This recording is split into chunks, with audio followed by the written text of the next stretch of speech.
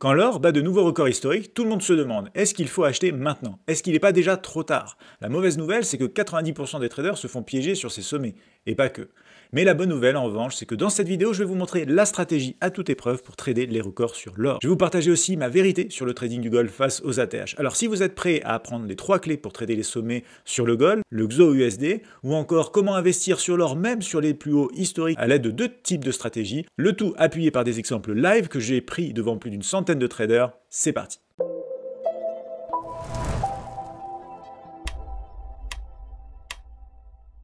Bonjour à tous et bienvenue, c'est Jérémy Delsol, trader et investisseur, j'espère que vous allez bien. Dans cette vidéo, on va parler de comment réagir face au sommet historique sur le gold, sur le XAUUSD. Alors déjà, ma vérité sur le trading du gold face aux ATH, face aux all-time highs. Selon l'AMF, 90% des traders particuliers perdent, et pas que sur les sommets historiques du gold, c'est tout actif confondu, et pas forcément sur les sommets historiques. Et chez Admirals, on retrouve 68% des traders qui sont perdants. Alors qu'on soit sur les plus hauts, qu'on soit sur les plus bas, ou même au milieu des prix historiques, est-ce que ça change vraiment quelque chose ? Pour mieux répondre à cette question, je vous propose qu'on fasse une étude sur le gold. Et pour étudier le trading sur le gold, on va démarrer avec le scalping et le trading du XAUUSD, XAUUSD. Donc, déjà, côté scalping et des trading, on parle de mouvements courants de la journée. On parle d'unités de temps relativement petites, du 15 minutes, du 5 minutes, du 1 minute.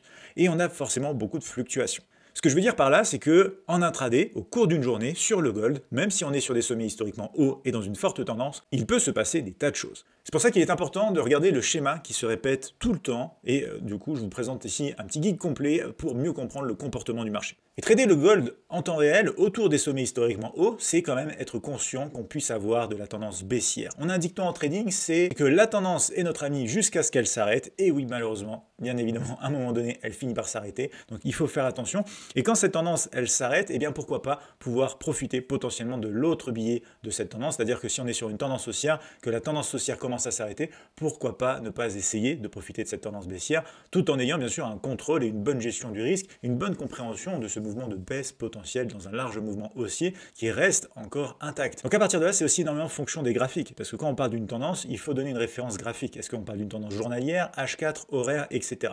Donc je vais vous montrer ici des billets baissiers, des exemples de short, des exemples de positions vendeuses autour des sommets historiquement hauts que j'ai pris live devant plus d'une centaine de traders dans la matinale Admirals, et je vais vous expliquer comment j'ai fait, pourquoi je l'ai fait. Donc là, on est sur un graphique 15 minutes, premier exemple de trade à la baisse. Donc belle tendance d'ailleurs haussière ici jusqu'à preuve du contraire. Ce qui commence à arriver avec le respect justement ici, vous voyez, de ce sommet précédent. Sur cette bougie ici, je vous donnerai les détails bien sûr et les horaires précis. Vous voyez que sur cette bougie-là, on n'arrive pas à clôturer au-dessus de son sommet précédent. Sur la bougie d'après, on n'arrive pas à clôturer au-dessus de son sommet précédent. Donc ça veut dire qu'on est sur les prémices potentielles ici d'un arrêt en fait de la tendance haussière. Même si vous voyez que finalement après ça continue un petit peu. Ce que je vous disais tout à l'heure, hein, dans une journée, dans une séance de scalping et trading, il peut se passer un tas de choses. Donc là, à l'open, quand j'arrive, ce que je vois, c'est qu'on est incapable de plus en plus de continuer la tendance haussière. Donc si la tendance haussière s'arrête, c'est peut-être au profit justement d'un petit peu de baisse. Et c'est ce que j'ai exploité dans ces mouvements-là, qu'on va les retrouver d'ailleurs en M1 dans le détail. Donc quand je vais sur le graphique M1, je vais zoomer un maximum pour que tout le monde puisse bien voir ici les exemples. C'est un short qui a été pris ici pour un TP1, TP2 et du coup break-even pour le stop suiveur qu'on retrouvera juste ici. Donc voilà, incapacité en fin de compte à continuer la cassure plus haut. On commençait à faire des sommets ici de plus en plus bas. Donc au moment où j'ai pris du coup cette position, on était en train aussi sur le M1 de montrer une certaine faiblesse sur le cours du gold. Et du coup ça m'a permis d'aller chercher ce TP1 fonction du creux précédent, ce TP2 fonction encore du creux précédent. Oui, j'ai suivi structure par structure ici de manière très proche quand même par rapport au M1 et par rapport aux obstacles possibles, c'est-à-dire ici pour le coup face à une position vendeuse, des scénarios rebonds possibles, hein, c'est-à-dire des zones de rebond possibles qu'on peut retrouver d'ailleurs ici parce qu'on a un rebond par là ou encore ici parce qu'on a un rebond par là. C'est pour ça qu'à la fin je me suis carrément mis break-even pour ne pas revenir sur les gains notamment que j'ai engendrés à travers ce TP1, ce TP2 sur une faiblesse, sur les prémices d'une faiblesse en fait de continuation de la tendance haussière, c'est-à-dire forcément à ce moment-là potentiellement de la correction. Exemple numéro 2, juste ici, vous voyez, on est dans la tendance haussière mais on commence aussi à s'essouffler de plus en plus. Vous voyez qu'on casse ce creux ici par exemple. On a essayé de marquer du rebond, on n'a pas réussi en 15 minutes. On casse le creux, on commence à faire un creux plus bas que le creux précédent. Et du coup ici, en fait, j'ai utilisé, si vous voulez, la structure de marché et cette faiblesse ici à continuer et par contre à notamment marquer le début déjà de creux de plus en plus bas. Alors on pourrait dire oui qu'on a un petit sommet ici plus bas, mais c'est très léger. Mais en tout cas, j'ai utilisé à la fois la zone structure par ici et notamment ce genre de mouvement-là pour du coup pouvoir potentiellement avoir des choses intéressantes à la vente. Et on va aller voir sur le 1 minute ce que ça Donc vous voyez une fois de plus, bien évidemment, tout dépend de l'unité de temps qu'on utilise à titre de référence pour donner sa tendance. Parce que bien évidemment, ici, je vous montre du 15 minutes et du 1 minute, mais on aurait pu regarder d'autres unités de temps et avoir d'autres billets, d'autres scénarios possibles. Soit dans la hausse générale, soit du coup dans la respiration aussi. Là, on voit directement à l'open qu'on réagit aussi, on commence à du coup faire ici des tentatives de cassure du creux précédent. Ça va me suffire pour pouvoir rentrer, étant donné ce qu'on avait en termes de contexte et de zone rejet possible en 15 minutes que je vous ai montré il y a un instant. Ça me permet de rentrer à la vente ici. Je vais chercher ici un TP1, je vais chercher un TP2 sur les retests de la structure à chaque fois précédente et le TP3, vous voyez, sur le retest de la structure précédente aussi. Donc là, à chaque fois, en fait, vous voyez que là, ça tape une fois, ça tape deux fois, boum, la troisième fois, je sors. Ça tape une fois, la deuxième fois, je sors. Ça tape plusieurs fois ici et ensuite, dès qu'on y revient, je sors parce que du coup, ça commence à marquer une structure support. Et quand je short le gold près des sommets historiques, eh bien, je préfère faire attention et sortir et gérer, bien évidemment, mon risque au plus proche possible. Donc voilà pour deux exemples de short près des sommets historiques ici sur le gold. Et bien évidemment, on a aussi le billet de la hausse, la tendance haussière. Donc on se retrouve sur MT5 à nouveau. Ici, des exemples à l'achat, pour le coup, sur le gold, pour respecter la tendance en toile de fond. Mais malgré le fait qu'on soit proche de sommets historiquement hauts, puisque là, vous voyez, à ce moment-là, c'était ici le sommet historiquement haut sur les 3790. Je vais dézoomer un petit peu pour voir ça, mais c'était bel et bien le point le plus haut, ici, du coup, juste là, 3790. Donc j'étais pas très loin, finalement, de ce sommet historiquement haut là. Et pour autant, j'ai une opportunité avec une relance de la tendance ici haussière. Vous voyez, on commence à casser ces sommets précédents. Comme ça, on revient. Donc là, je m'imagine bien avoir une zone aussi en travaux possible. Vous voyez qu'on va venir quand même mécher cette zone, mais je vais attendre de voir comment le marché va réagir sur l'open. Donc je descends sur le M1 directement et on va pouvoir aller voir directement le détail en M1. Ici, ce que j'ai fait, c'est que j'ai attendu qu'on tape la zone. Mais vu qu'on l'avait quand même pas mal méché, j'ai attendu des éléments complémentaires. J'ai attendu que le M1 vienne notamment ici s'aligner avec la tendance 15 minutes haussière possible et bien sûr les grosses tendances derrière qu'on avait puisqu'on était proche des sommets historiquement hauts forcément. Donc là, j'ai attendu par exemple, vous voyez que le marché commence à se retourner. J'ai pas pris directement, vous voyez, le premier retracement, j'ai pris le deuxième retracement ici avec un point d'entrée autour des 3744 pour un TP1 rapide, TP2 et stop suiveur par ici. Donc avec au plus haut de la vague ici, quelque chose comme 3,2 $ l'once d'or sur un petit scalp M1 vis-à-vis d'un contexte en hausse 15 minutes, non loin des sommets historiquement hauts tout de même. Et j'ai encore un autre exemple à vous montrer vis-à-vis des positions H2. Celui-là, il va vous plaire aussi parce que du coup, il était vraiment encore plus haut sur les sommets historiques. Et je vais vous remettre ça dans 15 minutes. Il était du coup ici. Donc vous voyez récemment, le sommet historique par rapport à ce dernier sommet, c'était les 4180. On était au-dessus, on était en pleine création de sommet historiquement haut, pour le coup ici. Donc là, c'est vraiment un bel exemple de trader la tendance jusqu'à ce qu'elle s'arrête. Et c'est là où j'ai envie de souligner quelque chose d'important aussi, c'est que pour le trader, qu'on soit sur des sommets historiques ou pas, finalement, quelque part, ma vérité à moi, c'est que ça ne change pas grand-chose. Pourquoi? Parce que vous allez pouvoir avoir aussi bien des scénarios de baisse, de hausse, comme je suis en train de vous le montrer, et même un troisième scénario que je vais vous montrer dans un instant, sur du coup des niveaux plus hauts, des niveaux plus bas ou des niveaux prix moyens sur le gold.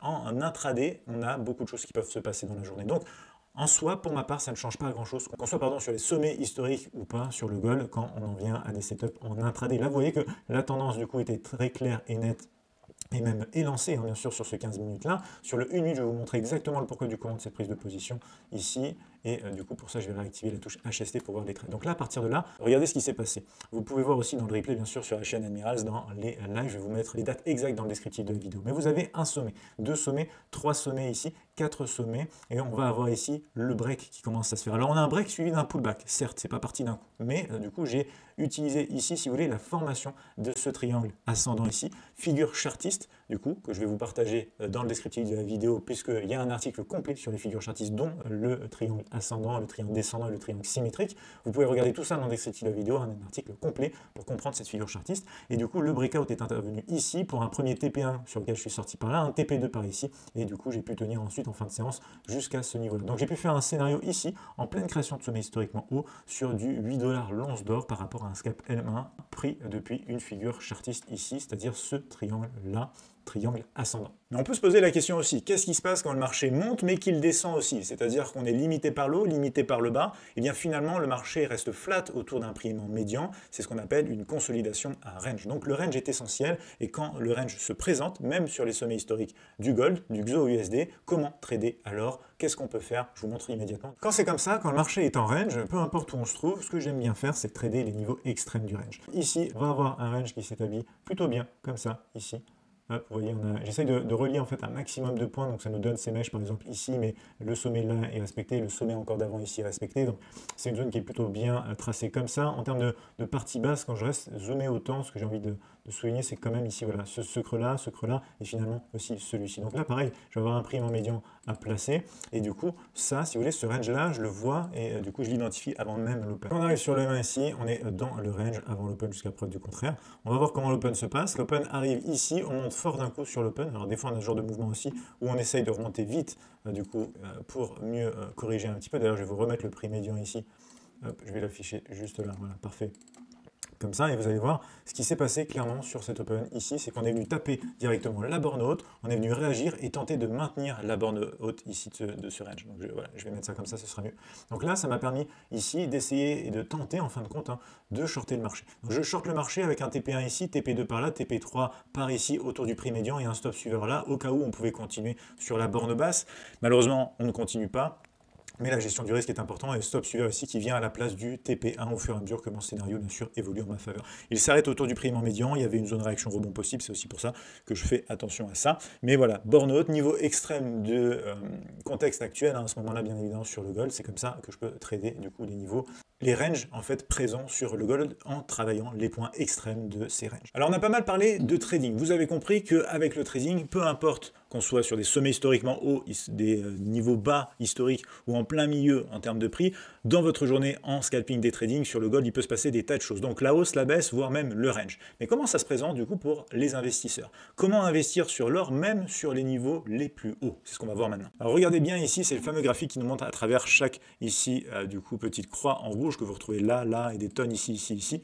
Vous allez retrouver à chaque fois sur ces croix en rouge la cassure des sommets historiques précédents d'un point de vue journalier. Et du coup, on va retrouver ces séquences de cassures qui sont en cumul et qui représentent les 313 cassures dont je vous parlais. Donc, on voit bien sur ce schéma quand est-ce que ça arrive. Et on voit bien quand est-ce que ça n'arrive pas. Regardez ici toute cette période-là qui a été flat sans la moindre création de sommets de plus en plus haut. Ensuite, on a toute cette période-là aussi en consolidation. Toute cette période-là en consolidation. Ici, on a un tout petit passage, mais sinon beaucoup de bull run quand même ici en direction 2012. Et après, du coup, on va avoir toute cette période ici où on sera incapable de créer des sommets historiquement hauts. Ensuite, on en crée juste là, juste ici, et ensuite on repart ici sur une période de large consolidation, qu'on a pu vivre d'ailleurs dans la matinale admirale où je vous parlais de la consolidation du range journalier, du coup qui était assez massif. Et là, depuis, on a cassé et on réalise quasiment tous les jours de nouveaux sommets historiquement hauts, de new all-time high, de nouveaux ATH. Donc là, la question pour l'investisseur est la suivante. Est-ce que du coup, acheter sur la cassure des sommets historiques du coup précédents, est-ce que du coup, ça vaut le coup? Eh bien, c'est toujours la même réponse. Ça va dépendre des profils et du coup, du temps que vous êtes prêt à passer sur le marché. Parce que vous vous rendez compte que depuis 1992, il y a eu 313 cassures en graphique journalier des sommets historiques précédents, depuis 1992. Certes, tous auraient été positifs à l'heure actuelle, mais c'est quand même définitivement une stratégie particulière à utiliser. Et c'est pour ça que j'ai envie de vous montrer quelque chose qui est plus proche du swing trading pour ceux qui souhaitent acheter le marché et investir sur des prix bas. Mais je vous montrerai aussi une stratégie qui parlera à tout le monde, que vous soyez débutant ou expérimenté, et si vous n'avez surtout pas le temps, c'est peut-être une solution pour vous. Alors ici, une fois de plus, de retour sur le gold, cette fois-ci d'un point de vue hebdomadaire. Donc vous voyez bien toute cette forte tendance ici haussière qui continue encore et encore. D'un point de vue en tout cas ici hebdomadaire, à part une toute petite, vraiment toute petite consolidation, et encore ici c'est plus proche d'un triangle comme ça, donc d'une consolidation sur un triangle ascendant, cette même figure chartiste que je vous ai montré tout à l'heure, pris en scalping M1, vous voyez que du coup c'est aussi ici visible d'un point de vue aussi hebdomadaire. À part ce moment-là, ici on n'a que de la période en tendance haussière. Alors on a, c'est vrai, un petit range ici aussi, mais sinon c'est véritablement super bullish. Donc si par exemple à la sortie de ce premier range ici, du coup, je mets un niveau vertical comme ça et qu'on descend en H4 et qu'on regarde comment ça se présente. Ici, pour les traders, swing traders, donc ceux qui souhaitent être un petit peu plus investis sur du coup le gold, on peut du coup se poser la question comment travailler toute cette hausse sur du coup des graphiques H4 pour faire du swing trading. Et bien là, une fois de plus, bien sûr, le contexte de la tendance est super important. On sait qu'on est sur une tendance en toile de fond hebdomadaire si on veut utiliser l'hebdomadaire ou journalier du coup qui reste haussier. Et à partir de là, eh bien, on peut étudier la tendance qu'on a aussi sur le graphique H4. Et là, on s'aperçoit que la tendance, par exemple, s'essouffle. Vous voyez qu'on fait quasiment un double top ici, on repart à la baisse. À ce moment-là, il faut attendre que la tendance puisse repartir à la hausse, si vous voyez ce que je veux dire. Donc là, on repart un petit peu à la hausse. Là, ça hésite un peu, ça continue. Mais vous voyez qu'ensuite, on revient sur une large zone de demande ici et on finit par trouver de la réaction rebond. On se heurte au sommet précédent. Donc ici, ça hésite un peu. Breakout, si vous aimez trading de breakout, pourquoi pas, comme la figure que je vous ai montrée tout à l'heure. Mais sinon aussi, en attente de trading de retracement, ce qu'on va avoir après, c'est par exemple ici cette petite réaction. Ensuite, ça range quand même beaucoup. Fausse cassure de zone de range pour réintégration, donc des niveaux extrêmes comme je vous l'ai montré en scalping tout à l'heure également. Et ensuite, Ensuite, on relance la hausse avec de la correction, de la hausse, et ensuite, toujours pareil, de la consolidation. Cette fois-ci, cette consolidation est cassée par le bas, donc ça peut être piégeur, mais attention, bien sûr, on ne peut pas avoir que des trades gagnants, il n'y a pas d'absolu, donc à partir de là, on peut bien évidemment avoir des trades perdants. Consolidation, breakout, on revient dans la tendance haussière, donc ce breakout peut donner aussi l'occasion à ceux qui sont acheteurs uniquement selon des billets comme les hebdomadaires de suivre la tendance et d'être à nouveau dans la tendance ici. Ensuite, vous voyez, impulsion, on a un retracement sur une zone de demande également, et ensuite on fait un triangle qu'on break ici aussi, on repart plus fort. Et ensuite, quand on a des phases de correction comme ça, il faut faire attention, parce que oui, la baisse existe, comme je vous le disais, bien évidemment, même sur du H4, sur le gold, et là, toute cette baisse-là, ici, si vous essayez d'acheter chacun de ces creux ici, ça peut faire mal. Donc c'est aussi pour ça, bien sûr, qu'on ne mise pas la maison sur chaque trade, bien évidemment, une gestion du risque essentielle à garder en tête, et ensuite, on retourne le marché, et là, on repart sur de la hausse, on revient sur une zone, ça réagit un petit peu, après ça a du mal, mais on finira par tester le sommet précédent. Ensuite, on repart sur plus de baisse ici, vous voyez un petit peu l'idée, c'est de suivre en fait le marché. Quand on repart sur de belles impulsions haussières comme ça, des beaux retracements sur des zones notamment de demande, là, ça peut être plus sympathique aussi, bien sûr, pour les swing traders. Vous voyez ici encore, et là, on retrouve vraiment la très belle tendance du coup qu'on a. Là, on a un triangle aussi qui est cassé comme ça, on continue pullback, impulsion, pullback, là, un peu de consolidation, cassure, etc., etc., et en continuant comme ça, jusqu'à ce qu'on se heurte à de zones de range, à de la tendance baissière, avant de revenir sur d'autres contextes et de la relance haussière jusqu'à preuve du contraire. Donc voilà ici une stratégie possible depuis un H4 pour des buy only, j'ai envie de dire, fonction bien évidemment du contexte hebdomadaire derrière, tandis que pour ceux qui n'ont pas envie de rentrer, d'apprendre bien évidemment, parce que tout ça c'est à apprendre et c'est à pratiquer et à gagner en expérience le trading directement, j'ai une autre solution. Donc ici je vous parle bien sûr du dollar cost average, la stratégie DCA qui vous permet de ne pas avoir à timer le marché mais d'être impliqué dans le marché le plus possible, c'est-à-dire sur une certaine fréquence. On parle alors d'investissement périodique, chaque semaine, chaque mois, vous investissez le même montant sur l'actif de votre choix, là en l'occurrence on parle du gold, donc à partir de là, qu'est-ce que ça aurait donné un investissement périodique sur le gold depuis cette période. Donc là, on est sur le site de TipRanks. Donc c'est un site qui va nous permettre d'avoir accès rapidement à un simulateur de dollar cost average strategy, c'est-à-dire de savoir que si par exemple vous allez mettre par exemple 1000 € d'investissement initial avec du coup un récurrent investment, donc on va dire que chaque semaine vous avez la période ici weekly sur le XO USD, chaque semaine vous allez investir 100 $. Alors vous n'êtes même pas obligé de mettre les 1000 € de départ. Si on enlève les 1000 € de départ et qu'on met 0, de manière hypothétique, imaginez que depuis 2014 vous avez investi 100 $ par semaine ici sur le gold, le XO USD. Qu'est-ce que ça a donné? On a ici un rendement tout simplement de 116%, 116,11%. Donc ici, total amount investi. Donc vous avez investi finalement au total 33 800 et vous aviez du coup un total ici sans avoir à timer le marché, sans avoir à regarder ce qui se passe concrètement. C'est juste avec l'application Admirals dont je vous ai fait un tuto complet d'ailleurs sur la chaîne YouTube que je vous cale ici, que vous pouvez du coup trouver comment investir sur des actifs qui vont répliquer exactement ce que fait le gold. Et c'est là où je vais vous montrer justement l'ETF IAO, c'est le iShares Gold Trust ETF que vous pouvez retrouver chez Admirals. Du coup, qui réplique bien sûr le comportement du gold avec cette très belle ici tendance hebdomadaire. Donc là, bien évidemment, rappel important, les performances passées ne reflètent en rien les performances futures attendues, mais ça reste une indication. Donc ici, je voulais vous montrer cette stratégie de dollar cost average possible sur le gold. Merci d'être resté avec moi jusqu'à la fin de cette vidéo, j'espère qu'elle vous a plu. N'hésitez pas à regarder ce contenu également pour aller plus loin et je vous retrouve très vite dans un prochain tuto.